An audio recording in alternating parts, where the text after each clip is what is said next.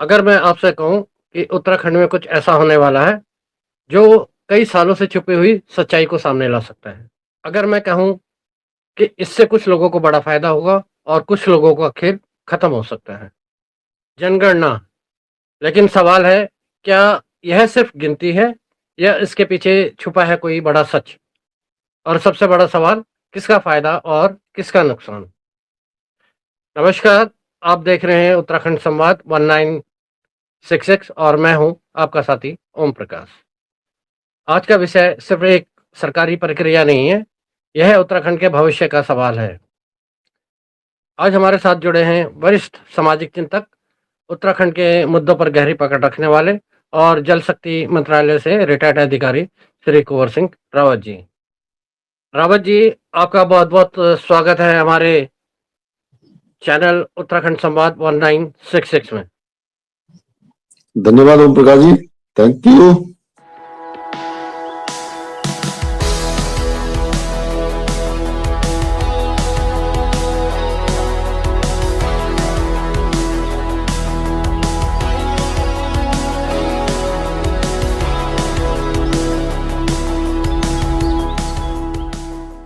दोस्तों, मैं आपको बता दूं कि हमारी वीडियो ज़रूर बड़ी होती है, थोड़ी लंबी होती है। उसका कारण यही है होता है कि हम जिस मुद्दे पे चर्चा करते हैं, हम कोशिश करते हैं कि उसका समाधान निकालने की। इसलिए मैं आप सभी से यह रिक्वेस्ट करता हूँ कि आप जब भी वीडियो देखें, जब भी आपके पास टाइम हो, तो कृपया पूरा देखें। रावत जी, सबसे पहले बहुत सरल भाषा में बताएँ, जनगणना आखिर है क्या? देखिए, जनगणना यदि संधि विच्छेद करेंगे, जन की गणना, ये उसमें अभी क्या है कि एक बहुत बड़ी योजना गवर्नमेंट की बनी है कि एक्चुअल में कितने लोग कहाँ रहते हैं, किस टाइप से, और एक्चुअल में जो जेन्युइन है कि नहीं है, असलियत वाले हैं कि नहीं है, रहते भी हैं नहीं रहते, ओनली सिर्फ कागजों में रहते हैं।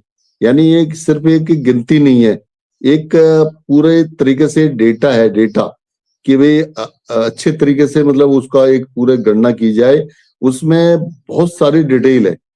तो सरकार की एक कोशिश है कि बहुत सारी योजनाएं हैं, उन योजनाओं में इनका यूज होगा। जियो आया था, जियो ने बोला था कि आपको हम फ्री ऑफ कॉस्ट दे रहे हैं सभी कुछ, इवन फोन भी उन्होंने फ्री ऑफ कॉस्ट, रिचार्ज भी, पता नहीं उसके साथ क्या क्या दिया था। बोला कि आप सिर्फ आधार कार्ड की कॉपी दीजिए, और आधार कार्ड आने से एक्चुअल में उस समय गवर्नमेंट को पता लगा, संचार भवन में बैठे उनको, कि कितने लोगों के पास आधार कार्ड है या कितने के पास नहीं है। पहले गणना होती थी यार, हम तो 100 करोड़ हो गए हैं या 100 इतने करोड़ हो गए हैं, लेकिन एक्चुअल में पूरी तरह से वो नहीं था। जब पता चला कि 18 साल से ऊपर वाले लोगों ने, कितने लोगों ने अप्लाई किया फ्री ऑफ कॉस्ट के लिए, तो वही यहाँ पर भी है कि अब गवर्नमेंट एक पूरी अपनी जो योजनाओं के लिए इसको जानना चाह रही है, एक्चुअल में ये लोग कहाँ रह रहे हैं या नहीं रह रहे हैं, ये इनकी गणना यहाँ होनी है, कहाँ होनी है, तो एक विस्तृत डिटेल है। तो एक सिंपल शब्दों में मैंने आपको बताया कि भाई जन की गणना यानी पब्लिक की पूरा गणना करनी है, दिमाग, यानी आप यहाँ रह रहे हैं तो आपका नंबर यहीं का आ जाएगा और आपको सारी सुविधाएं उत्तराखंड से मिलेंगी। जी दोस्तों, जनगणना को अगर हम एक लाइन में समझें, तो यह सिर्फ लोगों की गिनती नहीं है, बल्कि समाज का पूरा आईना है। इसमें सरकार यह जानने की कोशिश करती है, कितने लोग हैं, कहाँ रहते हैं, उनकी आर्थिक स्थिति क्या है, कौन पढ़ा लिखा है, कौन नहीं। दोस्तों, हमने जनगणना के उपलक्ष्य में एक वीडियो बना रखी है। आप उत्तराखंड संवाद 1966 में चैनल पे जाके उस वीडियो को ज़रूर देखें, जिसमें हमने महत्वपूर्ण जो सरकार द्वारा जानकारियाँ माँगी गई हैं, महत्वपूर्ण 33 विषयों पे हमने डिस्कस कर रखा है। तो आप प्लीज़ उस वीडियो को ज़रूर देखें।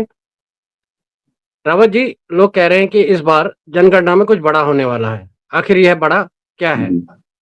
बिल्कुल, आप बात सही कह रहे हैं, एक्यूरेट डाटा चाहिए। अब कोई कहता है कि हम लोग 140-42 करोड़ हो गए हैं, कोई कहता है कि 146 करोड़ हो गए, कोई कहता है 144 करोड़ हो गए। तो एक्चुअल में डाटा आएगा कितने लोग हमारे वास्तविक हैं, कितने नहीं है। ये तो मैं पूरे भारत की बात करूं, पूरे भारत में जनगणना स्टार्ट हो रही है। तो हमारे जो जनगणना यहाँ पे जो उत्तराखंड में स्टार्ट होगी, हमने जो उस वीडियो में आप देखेंगे तो नोडल ऑफिसर का नाम भी दिया है और जो डायरेक्टर हैं उनका नाम भी दिया है। तो पूरी तरह से फिर हम आपको एक बार लास्ट में रिपीट कर देंगे। तो अब ये सवाल ये आ रहा है कि कुछ बड़ा होने वाला है। देखिए एक्यूरेट है कि आपकी आबादी कितनी है। हमने भी पिछले साल देखा, इसमें जो ग्राम प्रधान के जो इलेक्शन हुए उसमें 400 वोट पड़ गए। 400 वोट पड़ गए तो गांव में यदि सर्च मारिए तो वो जितने भी घर थे उनमें से 75% घर सारे बंद पड़े हैं। तो वो कहाँ गए भाई? पलायन तो हो गया, लेकिन वो 400 वोट कैसे पड़ गए? ये बड़ी सोचने वाली। तो गवर्नमेंट ने इस बारे में एक जनगणना का जो हर साल हर 10 साल बाद तो होती है जनगणना, तो कोरोना पीरियड में जो होना था वो डिले हो गया। अभी ये चीजें हो रही हैं तो खाली घरों की एक सच्चाई सामने आ जाएगी और ये गणना बताएगी कितने आपके भूतिया घर हो गए हैं। और आप कह रहे हैं कि जो पहले यानी 5 साल पहले आपकी जो संख्या वोटरों की थी वही संख्या वोटरों की है और बल्कि उसमें और इजाफा हो गया। और यहाँ कह रहे हैं यार ये तो इतने घर इतने गांव भी भूतिया हो गए हैं। मतलब वो 1100 गांव थे, अब 1700 गांव हो गए। वो कोई कह रहा है कि 3000 गांव हैं जिनमें से कि मतलब काफी हद तक खाली हो चुके हैं। तो हमने बड़े बड़े गांव का जिक्र किया है। तिमिली गांव था एक बहुत बड़ा गांव जिसमें कहते थे इसके आसपास 1500 घर थे। अभी वो कह रहे हैं कि उसी गांव में 200 घर थे। 200 घर की बजाय 50 घर भी नहीं है बता रहे हैं। तो लेकिन जब ग्राम प्रधान के इलेक्शन पड़ता तो उसमें पूरे वोटर आ जाते हैं। तो दूसरी बात है जो विकास है, विकास का मीनिंग क्या है कि अब वो आता है 400 आदमी के लिए आपके लिए फंड्स आ रहा है तो आप कहाँ यूटिलाइज कर रहे हैं? अभी पिछली बार हमारे ग्राम प्रधान जो एक जनवरी में मीटिंग हुई थी तो 6 महीने में मीटिंग होती है तो उसमें बताया गया था कि हमारे पास 6 लाख रुपए 5.5 लाख रुपए बचा है। तो वो झाड़ी काटने में या कुछ किसमें लगाना था तो झाड़ियों में तो आग लगा दी गई। वो बजट का बंदरबांट मतलब यह है कि उतना पैसा और आया है, फिर उसके बाद फिर पैसा आया है। तो वो पैसा कहाँ गया है कि किसके पास? और यहाँ देखा जाए तो गिनती के लोग हैं। मतलब मैं तो ये देख रहा हूँ, आप कैलकुलेशन ये देख लीजिए, हम जो भी यहाँ पे यानी सेलर हैं यानी शॉपकीपर हैं तो उनसे पूछ लीजिए कितने की आपकी सेल होती है, कितने की क्या होती है, बहुत असर करता है। वो इकोनॉमी का सिद्धांत है ना। तो अब सवाल ये है जो सड़कें हैं, अब सड़कें मतलब सड़कों में चलने वाले आप रोजाना के देख लीजिए, ये तो हम स्टेट हाईवे के किनारे हैं फिर भी उसका पता लग जाता है। आप दूसरी बात है स्कूल का पता कर लीजिए कि उन स्कूलों में 5वीं तक कितने बच्चे पढ़ रहे हैं, उसका पता कर लीजिए। वो बच्चे कहाँ गए, उनका माइग्रेशन हो गया, वो कह रहे सब दिल्ली चले गए तो या कहीं और जगह। तो ये सारा क्या हो रहा है कि और पानी यानी हमने आपको बताया कि एक बारी यहाँ पे जब यात्रा वगैरह हुई थी तो इसमें 2500 आदमी आ गया था तो उन्होंने कहा भाई इस गांव की आबादी तो 350 है, तो 350 में से यानी इतने आदमी कहाँ से आएगा, पानी हम कहाँ से दें, हमें तो पता नहीं है। तो बात भी सही है, इन्होंने जो शो कर रखा था। लेकिन जो वोट डालने वाले जो अदृश्य लोग हैं वो वोट डाल करके चले जाते हैं। तो अचानक तो आए ना वो, तो थे तो हम बोले यार हम तो गांव के आदमी हैं। दूसरी बात है जो कागजी विकास है, और जो कागजी विकास और असली विकास का पता लग जाएगा। कागजी विकास में यानी कितने लोगों को आपने ये जो मनरेगा का जो आजकल मनरेगा का नाम कुछ श्री राम कुछ नाम से रख दिया है, तो वो उसमें देखिए उसमें कितने लोगों का नाम लिखा हुआ है, वो लोग हैं भी या नहीं है। कुछ उम्र के हिसाब से भी देखिए, ये तो नहीं है कि उनका नाम यहाँ पे लिखा हुआ है और वो दिल्ली में है या दिल्ली में किसी और शहर में, या हो सकता है हमारे रामनगर, हल्द्वानी, काशीपुर में या कहीं देहरादून में है, कहीं और जगह पे है। उत्तराखंड में तो यही चल रहा है ना, तो वहां से टोटली पलायन हो चुका है, तो वहां है नहीं। तो वो पैसे की एक किस्म से बर्बादी है। असली मतलब कागज में कुछ और हो रहा है और उसके हिसाब से कुछ और हो रहा है। तो ये बातें योजनाओं का एक जो बंदरमाट हो रही है योजनाओं का, यानी कि वो पैसा तो आता ही नहीं है। पैसा कहाँ पे किसकी जेब में चले जाता है, क्या चले जाता है, वो बोलता है सब हो गया बस। क्योंकि यहाँ पब्लिक तो है नहीं, पब्लिक कागजी पब्लिक है। वो वोट डालने के लिए आई थी, वो उसके बाद चली गई। वो बोला यार हमको तो आने जाने के लिए किराया मिल गया, वो मिल गया और हमने वो कर लिया, बस हो गया। अब उनको ये पता नहीं है कि आप कितना बड़ा एक किस्म से गुनाह कर रहे हैं वहां के लिए। तो क्योंकि उत्तराखंड ऐसे बिल्कुल खात्मे की ओर जा रहा है इसी वजह से, तो अब ये गणना से असली लोगों के चेहरा सामने आएगा। और ये भी है कि बहुत सारे लोग यहाँ पे किसान निधि वगैरह भी ले रहे हैं, और बहुत सारे लोग यानी बिजली के कनेक्शन, पानी के कनेक्शन, या कुछ और भी है, कुछ बीपीएल बने हुए हैं, कुछ ये बने, उनकी वास्तविक स्थिति का पता लग जाएगा। और यानी हमारी योजनाएं कितनी असली धरातल पे हैं, कितनी खोखली है, ये बात का पता इस गणना से लग जाएगा। और जो आदमी सही है उसको कोई डरने वाली बात कुछ भी नहीं है। बिल्कुल सही कहा रावत जी आपने। दोस्तों, बड़ा का मतलब कोई फिल्मी रहस्य नहीं है, यह सच्चाई सामने आने का है। उत्तराखंड में हजारों गांव खाली हो चुके हैं, लेकिन आज तक यह पूरी सच्चाई सामने नहीं आई। कितने गांव पूरी तरह खाली हैं, कितने लोग पहाड़ छोड़ चुके हैं, यह सरकार और समाज दोनों के लिए एक बड़ा झटका हो सकता है। कागजों में बहुत विकास दिखता है, लेकिन जमीन पर कुछ ही नहीं। जनगणना बताएगी कि कहाँ सड़क नहीं है, कहाँ अस्पताल सिर्फ नाम के हैं, और कहाँ स्कूल बंद पड़े हैं। यानी कागजी विकास और असल विकास का फर्क साफ होगा। तो असली गरीब कौन है? आज कई लोग गलत तरीके से योजना का फायदा ले रहे हैं। जनगणना से ही पता चलेगा असली जरूरतमंद कौन है और कौन सिस्टम का गलत फायदा उठा रहा है। रावत जी, अब सीधा सवाल, इससे फायदा किसको होगा? देखिए, इससे फायदा जो जेन्युइन आदमी है, असलियत आदमी जो गांव में रह रहा है और उसको सुविधा मिल रही कि नहीं मिल रही, एक्चुअल में उसकी आर्थिक स्थिति कैसी है। दूसरा, ये भी हमने कई बार चर्चा की है, हमारी जो वीडियो पुराने देखेंगे, हमारी एक्चुअली वीडियो अलग टाइप की होती है, तो इसमें जरा सा दिमाग लगाना पड़ता है, सोचना पड़ता है। तो हमने पहले भी कहा है कि इसमें जो लोग यहाँ पे कोई भी बीपीएल नहीं है, पिछले 10 सालों से बीपीएल लगातार बढ़ते जा रहे हैं। क्यों बढ़ते जा रहे हैं? तो 10 साल से उन लोगों ने कोई उन्नति नहीं की क्या वो और गरीब हो गए? तो मुझे तो ऐसा नहीं लगता। तो ये क्या होगा कि एक अच्छी तरह से जनगणना से आपके पास हो जाएगा, आपके पास इंटरनेट सुविधा है, आपके पास 2 व्हीलर है, आपके पास 3 व्हीलर है, 4 व्हीलर है, ये सारी स्थितियां आ जाएंगी। क्या आप 1.5 लाख रुपए में साल भर का उससे ज्यादा कमा रहे हैं या उससे कम कमा रहे हैं? तो आपकी कहाँ से आपके पास पैसा आ रहा है? आप करते क्या है? मान लीजिए आपको एक आर्थिक स्थिति में यानी फ्री का राशन मिल रहा है, तो उसी को आप खा रहे हैं और बस और कोई काम नहीं कर रहे। तो ये सोचने वाली बात हो जाती है। तो एक्चुअली क्या है, वो जेन्युइन आदमी, वो आदमी यहाँ पे क्या हो रहा है कि उत्तराखंड में कुछ लोग तो टाइम बिंग आते हैं, कुछ टाइम के लिए, कुछ टाइम फिर अपना ताला लगाए चल दिए। तो वो ऐसे लोग भी है, उनके नाम से भी हो सकता है कि कोई उसको मतलब योजनाओं का फायदा उठा रहे होंगे। तो हमने ये देखा है कि जैसे बहुत सारे गांव मतलब गांव में लोग नहीं है, तो उनके नाम से भी पानी के जल जीवन मिशन के कनेक्शन लिए गए हैं। तो वो कनेक्शन लिए, वो उनका कौन फायदा उठा रहा है? पास एक लोग आए थे, तो बल्कि मुझे जाना है, आज मैं जाऊंगा, कल जाऊंगा बोल रहा हूँ।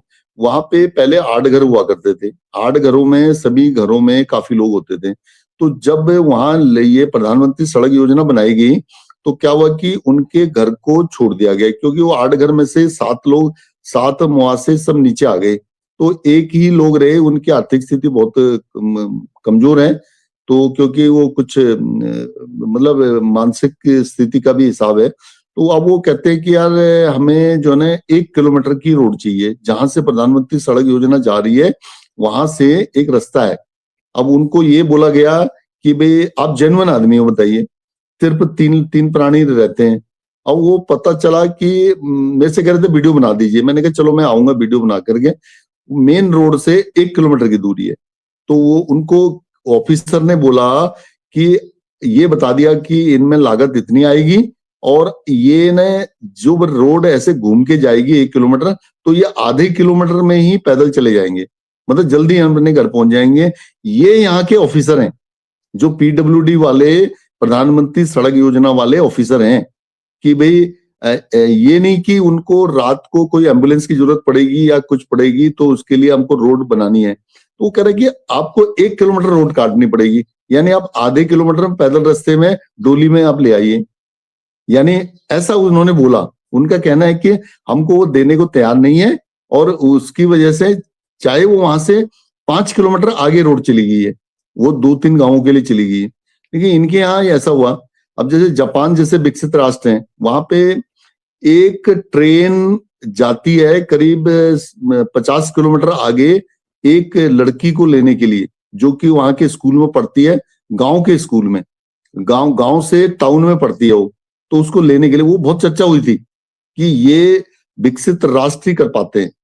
तो सिर्फ किसके लिए? एक लड़की को लाने के लिए और छोड़ने के लिए वो स्कूल तक आ रही है। बताइए कितना बड़ा ध्यान रख रहे हैं। ये जापान की बात है। और हमारे यहाँ ये कह रहे हैं कि 1 किलोमीटर वो उसमें लागत बढ़ जाएगी। अरे भाई, तुम कर किसके ले रहे हो? तुमने जहां 9 किलोमीटर की रोड बनाई है वहां 10 किलोमीटर की बना दीजिए। प्रधानमंत्री सड़क योजना में क्या उन्होंने मना किया है? नाबार्ड से आप बना रहे हो, आईडीबीआई से लेकर ले रहे हो, वर्ल्ड बैंक से ले रहे हो, 12,000 करोड़ का 94,000 करोड़ हो गया। तो एक आदमी, वो गरीब आदमी के लिए उसी को असलियत में रोड नहीं मिल रही। बताइए, क्योंकि उसकी स्थिति इतनी बढ़िया नहीं है कि जो कि वो नीचे अपना 10-15 लाख का मकान बना सके, क्योंकि उसको आवास योजना भी नहीं मिलेगी, उसमें भी बंदरमाट होगी। तो जेन्युइन आदमी को एक्चुअल में चीजें नहीं मिल पा रही हैं, तो फायदा उनको मिलना चाहिए। तो उनको इस जनगणना से मुझे लग रहा है कि फायदा होगा।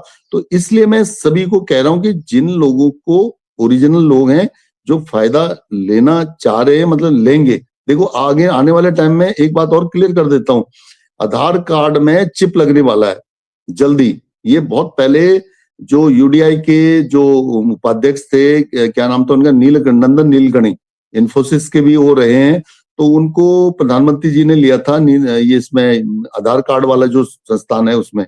तो उन्होंने ये बोला था कि मास्टर कार्ड एक बनाया जाए जिसमें कि चिप लगाई जाए। चिप यानी मोबाइल के थ्रू, तो वो आपका मोबाइल भी हो जाएगा किस्म से। तो आप ये जैसे ही करेंगे तो उसमें आपको पता लग जाएगा कि आप कहाँ पे गए हो। आप मान लीजिए 1 महीने के लिए आप अपने बेटे के पास जयपुर पहुंच गए, तो आप 1 महीने से आए नहीं। 1 महीने का राशन कौन खा रहा है यहाँ पे? 1 महीने का मतलब हो सकता है कि वो पानी भी यूज कर रहा हो, बिजली भी यूज कर रहा हो, सभी चीजें कौन यूज कर रहा है? कोई और तो नहीं है। मतलब वो राशन भी यूज कर रहा है, और भी जो फैसिलिटीज हैं, हो सकता है आपकी जो किसान निधि आ रही है उसको भी कौन खा रहा है। अब ये तो नहीं है कि कुछ पैमाने ऐसे हैं। देखो, राज्य सरकार की नीतियां क्या हैं उसके बारे में मैंने आपको क्लियर बोला। मैं केंद्र सरकार से हूं, तो केंद्र सरकार में भारी भरकम एक बजट आता है जो कि यहाँ के देहरादून तक आता है। देहरादून के बाद ये कहाँ कहाँ बंटवारा करते हैं, ये यहाँ का सिस्टम है। तो इसलिए हम जितना कोशिश कर रहे हैं बताने की। मैं यहाँ पे पिछले 1 साल से, मतलब 8 महीने से ज्यादा तो हो ही गया मुझे यहाँ रहते हुए। मैं देख रहा हूँ कि जो जेन्युइन आदमी है, वो शायद जेन्युइन आदमी मुश्किल से 2-4% होगा, और उसको शायद नहीं मिल रहा। वो आदमी जब मेरे पास आए तो मैं बड़ा हैरान रह गया कि वो आपको 1 किलोमीटर एक रोड देने को तैयार नहीं है। वहां से वो रोड आगे आगे 10 किलोमीटर आगे और जाने वाली है, क्योंकि वो जगह नहीं मिलनी। ये कह रहे हैं हम आपको जगह भी देंगे और उनके लिए रोड बनाइए। बड़ी, मतलब उस ऑफिसर की बात सुन करके बड़ा हैरान रह गए। अब बताइए, तो मतलब ये होगा कि अब सीधा सवाल आपका है कि फायदा किसको? फायदा होगा जेन्युइन आदमी को। फिर बात यह कि जो सरकार को फायदा होगा, देखिए सरकार का जो बजट है, मैंने आपको बताया कि 12,000 करोड़ रुपए लोन था, वो 94,000 करोड़ में पहुंच गया। तो ऐसी योजनाएं किसी गलत आदमी को, अभी ये भी पता चला है जो ये एक वृद्धावस्था पेंशन या विकलांग पेंशन वगैरह मिलती है, उसमें भी बहुत बड़ा घोटाला, क्योंकि उनको पता नहीं, कई को 1-2 जगह से और जगह से अनुदान मिल रहा है, कहीं कुछ भी मिल रहा है, तो वो लोग भी ले रहे हैं। वो ग्राम प्रधान की होता है कि हाँ जी हम आपकी वो लगा देंगे, और जो जेन्युइन आदमी होता है उनकी लगाई नहीं जाती है। तो उससे क्या होगा कि बजट में एक कटौती हो जाएगी, क्योंकि हर साल जो बजट इतना जाता है। तो ये तो अभी शायद काफी लोग की डेथ एक्सपायर भी हो गए थे उनकी, फिर भी वो पेंशन कौन निकाला था किस तरह से। तो इसमें तो देखना पड़ेगा कि बैंक वाले भी शामिल तो नहीं है, या इस तरह से। जब से वैसे पोस्ट ऑफिस में तो ज्यादा होता था, बैंकिंग सिस्टम में तो नहीं होना चाहिए, और यदि उसमें भी है तो उससे भी, तो उन स्कीमों में बजट कम हो जाएगा। कम हो जाने का मतलब है लोग ही नहीं है, उससे पता लग जाएगा कि भाई अब जो हमारे लोग दिल्ली में हैं तो उनकी तो स्थिति ठीक है, उनकी स्थिति ठीक है, तो उनको क्यों दिया जा रहा है? उनके मतलब गवर्नमेंट को इससे वो पैसा जो रिलीज कर रहे हैं वो उन लोगों को रिलीज नहीं होगा जो जिनको जरूरत ही नहीं है। इसी हम बार बार ब्यूरोक्रेसी को ये कहते हैं। अब मान लीजिए ग्राम प्रधान तो एक जनप्रतिनिधि है, उसने लिख के दे दिया कि इनकी आप लगा दीजिए, भाई उनको जाके चेक तो करो। चेक करके आपने यानी उत्तराखंड सरकार के आप नुमाइंदे हैं, आप प्रतिनिधि हैं, आपको सैलरी मिल रही है वहां से, तो आपको आपका दायित्व है कि आपको चेक करो ये जेन्युइन आदमी है कि नहीं है। ये तो इससे गवर्नमेंट को भी काफी हद तक फायदा होगा, जो बजट जेन्युइन आदमी के पास जाएगा, और जो ये जो माइनस में जाने वाला बजट है ये पॉजिटिव उसमें लगेगा। अच्छी सुविधाएं। दोस्तों, अगर डेटा का सही इस्तेमाल होता है, गरीब को सही मदद मिलेगी, गांव में सड़क, पानी, अस्पताल आएंगे और पलायन रोकने के लिए सही नीति बनेगी। सबसे बड़ा फायदा यह होगा, पहाड़ों में जीवन वापस आ सकता है। अब बात करते हैं सरकार का फायदा। सही डेटा मिलेगा तो योजना बनाना आसान होगा, सही जगह पैसा खर्च भी होगा। रावत जी, जहाँ फायदा होता है वहाँ नुकसान भी होता है। आखिर नुकसान किसका होगा? देखिए ऐसा है, जो फर्जी लोग, फर्जी मतदाता होता है, फर्जी मतलब सारे बेनिफिट उठाने वाले होते हैं, वो एक किस्म से सातिर होते हैं, उनका दिमाग बहुत तेज चलता है। और मैंने जनरली ये भी देखा है, जो आप ग्राम प्रधान के आसपास हैं या कुछ हैं, तो आपको सोलर लाइट भी मिलेगी, आपको पानी का कनेक्शन भी मिलेगा, आपको बिजली का कनेक्शन भी मिलेगा, आपको यानी आपको रास्ते के लिए रास्ता भी अच्छा बन जाएगा, आपको बहुत सारी सुविधाएं मिल जाएंगी। ठीक है कि तो क्योंकि उनको अपना एक वोट का हिसाब देखना है, ठीक है, जनप्रतिनिधि का काम होता है। लेकिन जो फर्जी लोग हैं, जो उसके लायक नहीं है, उनको जब आप दे रहे हो, तो इसका मतलब है कि आपके मन में एक मतलब एक कपट जैसा है, गलत वो है, गलत इंडिकेशन है, उन आदमी को आप दे रहे हो। और इसीलिए जो गलत तरीके से जो योजनाओं का फायदा लेते हैं, वही एक किस्म से फर्जी लोग कहते हैं। और क्या, और उनका जो जिनका खेल खत्म हो सकता है, वो कुछ राजनीतिक लोग हैं, राजनीति करने वाले, वो कहते हैं यार चलो हमारी साइड में आप इतना पैसा बांट दीजिए, इतना कर दीजिए। किस लिए? कोई गरीब तो है नहीं, और फिर क्यों क्यों देना बताइए? किस बात के लिए पैसा है? मनरेगा का पैसा आया है, या जो भी आजकल जो स्कीम चेंज हो गई है, तो एक्चुअल में उस लायक है कि नहीं है? ये भी पूछा गया, क्या 70 ईयर्स का आदमी उसमें मनरेगा में काम कर सकता है? कोई क्राइटेरिया कुछ नहीं है। तो अब ठीक है, जो नवयुवक है उसको आप दीजिए, जो काम कर सकते हैं, क्योंकि काम की गुणवत्ता भी तो देखनी है।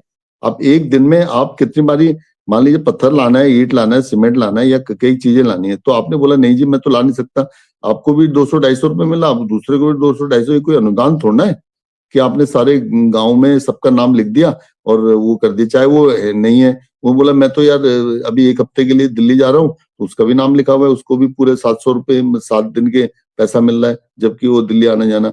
तो उससे उससे वो सारी जनगणना वाला जो बनेगा ना डाटा, उससे जो आगे मास्टर कार्ड बनेगा, वो चिप लगा हुआ, उससे सारा आपको पता लग जाएगा। और जो सिस्टम की कमियां जो सालों से छुपी हुई है, वो बड़ी उजागर हो जाएंगी और सामने आएंगी। मतलब ये है कि सिस्टम, आपका सिस्टम ही तो सही करना है हमको। जब जियो ने अपना सिस्टम कैसे किया, उसको कम्युनिकेशन मिनिस्ट्री ने भी मांगा उनसे डाटा, यार बताइए आपके पास कितने आधार कार्ड आ गए। उन्होंने फ्री के चक्कर में इतने आधार कार्ड आ गए, उन आधार कार्डों की स्क्रूटनी भी हुई। अब वो आधार कार्ड का पता चला उसमें तो बहुत सारे 2-2 आधार कार्ड भी हैं, इस स्टेट का भी आधार कार्ड है, उस स्टेट का भी आधार कार्ड है। अब वो चिप लगा हुआ जब मास्टर कार्ड आएगा, नंदन नीलकणी ने आज पहले नहीं 2014 में बता दिया, मान लीजिए 10 साल पहले की बात है, जब प्रधानमंत्री जी स्टार्टिंग में आए थे, तो उसी टाइम पे बता दिया था कि ये जो है चिप लगा हुआ कार्ड होगा, तो इससे 2 स्टेटों में आपका एक ही कार्ड बनेगा, मतलब 2 नहीं बन पाएंगे। तो वो सिस्टम अच्छा हो जाएगा। जनगणना का, ये वाली जो जनगणना है एआई से जनरेटेड है। एआई में मतलब आपको तो पता भी जाएगा, आप मान लीजिए एआई में आप बता भी सकते हो कि आप कितने टाइम, आपका क्या टाइमिंग है, कहाँ घूमने जा रहे हैं, कहाँ क्या कर रहे हैं, वो सारा वॉच करता है, क्योंकि आपका मोबाइल जा रहा है आपके साथ। तो आप, ऐसा तो नहीं है, वही मोबाइल को आपको यूज करना पड़ेगा, फोन भी आएगा, उसमें मैसेज भी आएंगे, बैंक से भी सिस्टम जुड़ा होगा, सारी चीजों से आपको अपने पास रखना पड़ेगा। जैसे अभी वो गैस वालों की फर्जी चीजें मिली है, गैस का एलपीजी का जो मामला चल रहा है, आज से गवर्नमेंट ने कई चीजें और भी सुविधाजनक की हैं। उन्होंने कहा कि जो डोमेस्टिक जो गैस वाले थे, जो कुछ तो सब्सिडी भी ले रहे थे, और वो सब्सिडी वाले भी जो सिलेंडर हैं वो आपके रेस्टोरेंट में जा रहे थे।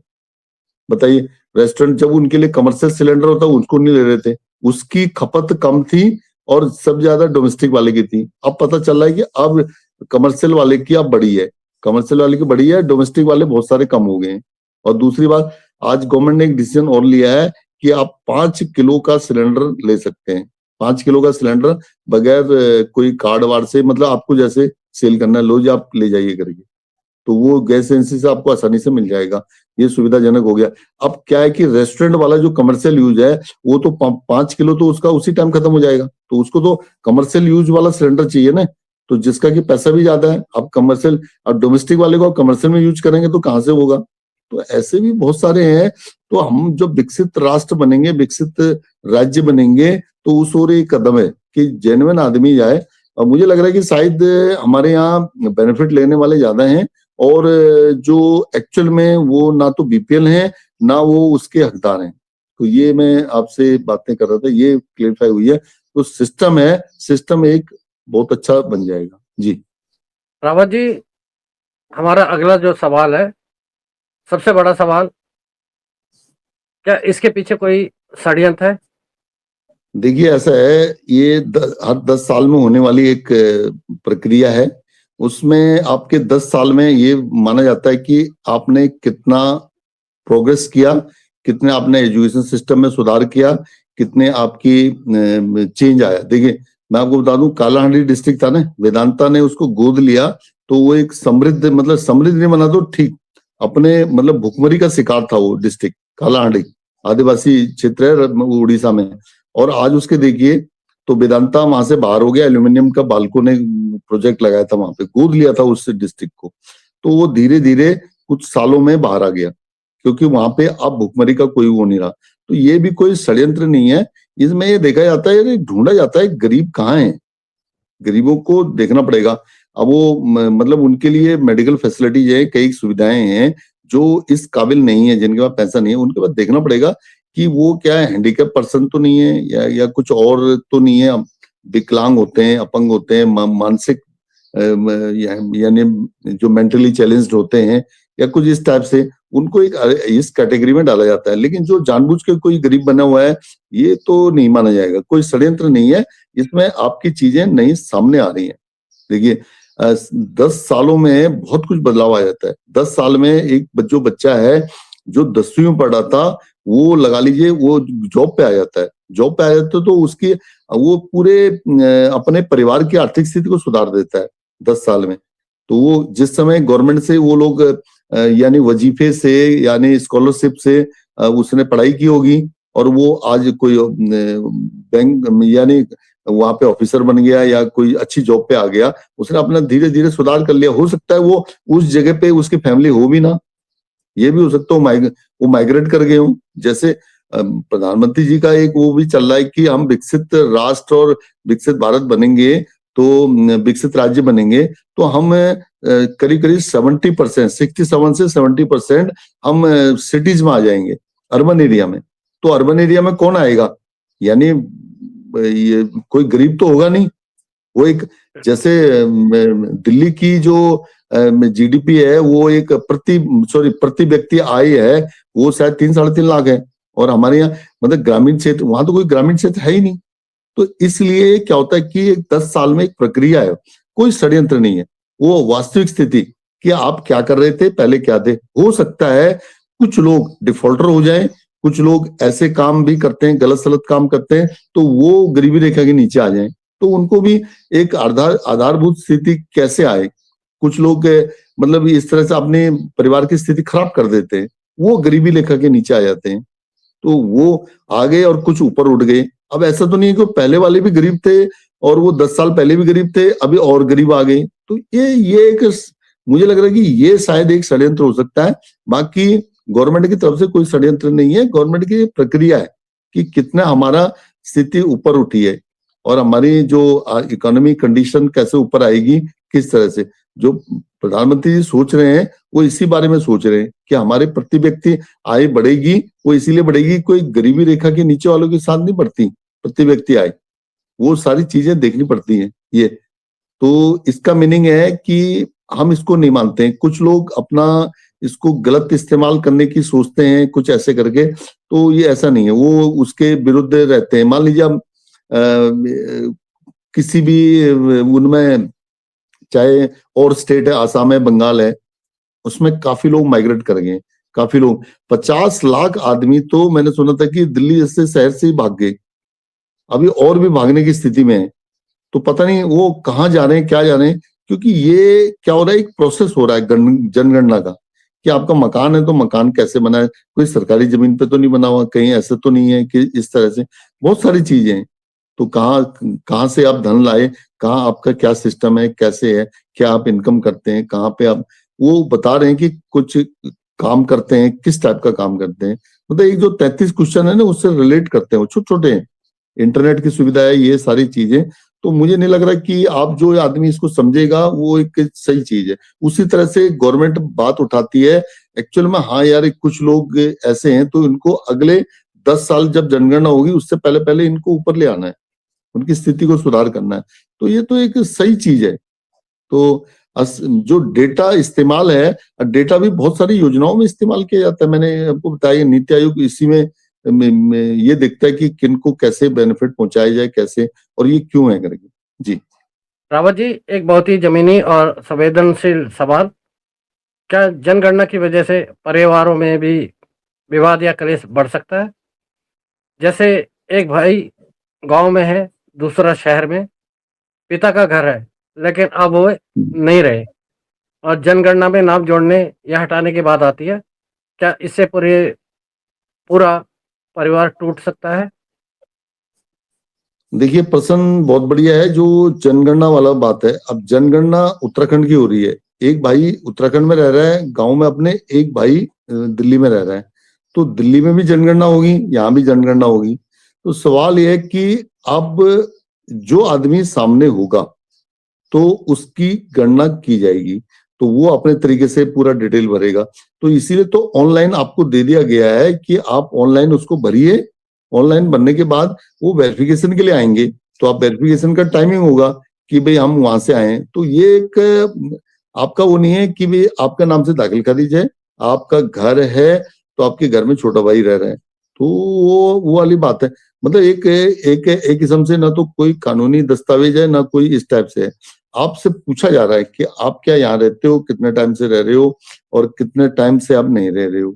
तो वो जो वो बाद में वेरीफाई वो खुद करेंगे। तो उनको एक आइडेंटिफाई करना है कि ग्रामीण क्षेत्र में कितने लोग रहते हैं, तो उनकी योजनाएं होती हैं, कितना वो उनके लिए सुविधाएं जुटानी है, आगे की बहुत सारी चीजें कल्पनाएं होती है। तो एक किस्म से मतलब एक आगे की जो प्लानिंग होती है, आगे की जो योजनाएं, तो परिवार में कोई मतभेद होने का कोई ऐसा बात नहीं है कि वो मेरा नाम नहीं लेगा। वो भाई आप भी आइए, आप ऑनलाइन, तो इसीलिए तो ऑनलाइन दे रखा है ना, ऑनलाइन भर दीजिए, वेरिफिकेशन होगा तो सिंपल है, गवर्नमेंट उसको मान रही है। तो वो यहाँ पे भी लिख देंगे यार इनका नाम तो दिल्ली में भी है, इनका नाम यहाँ पे भी है, वो उनका काम है। भाई आप हकदार हैं, तो हकदार हैं तो आपको, आपका मकान है, मकान में रहते हो या ताला लगा हुआ है। उन्होंने ये भी बोला है जो मकान लॉक्ड होगा वेरिफिकेशन के दिन उसको लॉक्ड ही माना जाएगा। तो हो सकता है कि लॉक्ड मकानों की बाद में पूछा जाए कि ये भाई ये लोग कहाँ रहते हैं, क्योंकि टेलीफोन नंबर तो दिया होगा, तो आपसे फोन करके पूछेंगे कि आप इतने तारीख को आप बताइए आप यहाँ पे मिल सकते हो। आप ठीक है जी मिलोगे, तो जो वेरिफिकेशन आपका का होगा, जो क्वेश्चन 33 क्वेश्चन बने, तो इसमें बता दिया कि कोई कानूनी दस्तावेज तो इस टाइप का है नहीं, आपको सिंपल एक डेटा लिया जा रहा है और कोई गलतफहमी वाली कोई बात नहीं है कि आपका कोई हक खत्म हो जाएगा, आपका वो हो जाएगा। आपके नाम से दाखिल खारिज चढ़ी है, तो मान लीजिए दिल्ली एक केस आया था देहरादून का एक आदमी जो है यूएस चले गया, तो यूएस में वो सेटल हो गया। तो वो उसके बाद उसकी कोई प्रॉपर्टी देहरादून में थी, अब वहां पे कोई उसके नौकर चाकर रह रहे थे जो कस्टडी, जो उसकी देखभाल केयरटेकर थे। अब ऐसा तो नहीं कि वो सारी कोठी उसकी होगी, तो कोठी तो भाई उसी आदमी की है जो यूएस में है, तो उसका नाम बता दिया ये कहाँ है, ये तो यूएस में है जी, ठीक है। ये पोजीशन बता सकते हैं, हाँ जी आपके 4 भाई हैं, तो 4 भाइयों का नाम तो आएगा। 4 भाई कहाँ है, कोई करेगा जी एक जयपुर में है, एक दिल्ली में है, एक लखनऊ में है, ऐसे नौकरी करते हैं, कोई एयरफोर्स की नौकरी करता है, कोई सरकारी नौकरी करता है, कोई वो करता है। वो बोला एक भाई मैं यहाँ पे हूँ, वो कह ठीक है। बाकी वो जो 3 भाई हैं वो एक क्वेश्चनियर नहीं है, मतलब वो अलग अलग भाइयों के लिए अलग अलग क्वेश्चन है, क्योंकि उनकी फैमिली अलग अलग है। तो उनको उनसे पूछा जाएगा, आप एम्प्लॉयड हैं, अब मान लीजिए अभी वो आर्मी वाले अभी लेह में, अभी आप अभी उनको नॉर्थ ईस्ट जाना पड़ता है, अभी ऐसे जाना पड़ता है, उनकी भी तो वो होती है ना, उनके वेरिफिकेशन डिपार्टमेंटल भी होता है। तो गवर्नमेंट का जो एम्प्लॉय होता है वो तो गलत बता ही नहीं सकता। तो इसमें भाइयों का कोई विवाद नहीं होना है, कोई किसी टाइप का नहीं, कोई किसी का हक मारने वाली बात नहीं है। जनगणना, मकान गणना और पशु गणना, ये सारी चीजें उसमें आ रही हैं। दोस्तों, यह बहुत ही महत्वपूर्ण और सच्चाई से जुड़ा सवाल है। हाँ, ऐसी स्थिति में पारिवारिक कलेश की संभावना बन सकती है, लेकिन यहाँ एक बात समझना जरूरी है। जनगणना विवाद पैदा नहीं करती, बल्कि पहले से मौजूद मतभेदों को सामने ला देती है। सोचिए, एक घर है, पिता ने मेहनत से बनाया, अब पिता इस दुनिया में नहीं है। एक बेटा गांव में रह रहा है, दूसरा शहर में नौकरी कर रहा है। अब जनगणना अधिकारी आता है और पूछता है, घर में कौन कौन रहता है। यहीं से सवाल शुरू होता है, क्या शहर वाले भाई का नाम जोड़ा जाए या सिर्फ गांव वाले का नाम जोड़ा जाए। और यही छोटा सा सवाल बड़े विवाद में बदल सकता है। नाम नहीं आया तो हक खत्म, नाम आ गया तो सब मेरा। जबकि सच्चाई यह है, जनगणना कोई कानूनी दस्तावेज नहीं है, इससे संपत्ति का हक तय नहीं होता।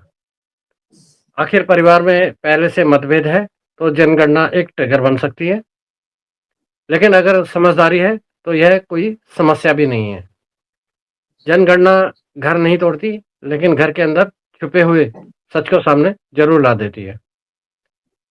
रावत जी, आने वाले समय में यह उत्तराखंड को कैसे बदलेगा? देखिए, उत्तराखंड में एक तो ओरिजिनलिटी का पता लगेगा। अभी तक ये कह रहे हैं कि घोस्ट हो गए हैं, तो ये कहाँ गए हैं, तो ये डिस्ट्रिक्ट वाइज भी पता लग जाएगा और तहसील वाइज, गांव वाइज सब कुछ पता लग जाएगा। तो वो मैंने बताया ना आपको कि ग्राम प्रधान के इलेक्शन में वो सभी लोग आ जाते हैं और लेकिन अभी वो घोस्ट डिक्लेयर हो जाते हैं। तो इसका कारण क्या है? वास्तविक स्थिति। और पहाड़ जैसे आने वाला टाइम भी डिसाइड करेगा, पहाड़ बचेंगे नहीं बचेंगे। पहाड़ तो देखिए बचेंगे, मैं ये नहीं कहता हूँ कि पहाड़ नहीं बचेंगे। जो संतुलित विकास होगा, किस तरह से पब्लिक को जैसे मैंने आपको बताया ना कि भी वहां वो कह रहे हैं कि हमारा परमानेंट एड्रेस भी वही है, तो वहीं पे आप अपनी गलती एक किस्म से कर देते हैं, क्योंकि आप ये कहते हैं मुझे जल्दी ज्वाइन करना है और वहां पे वो कई लोग तो अपने गांव का नाम भी नहीं उनको पता है। आजकल की जो पीढ़ी है उनको शायद कई साल हो गए हैं गांव छोड़े हुए, तो उनको गांव का नाम भी पता नहीं है।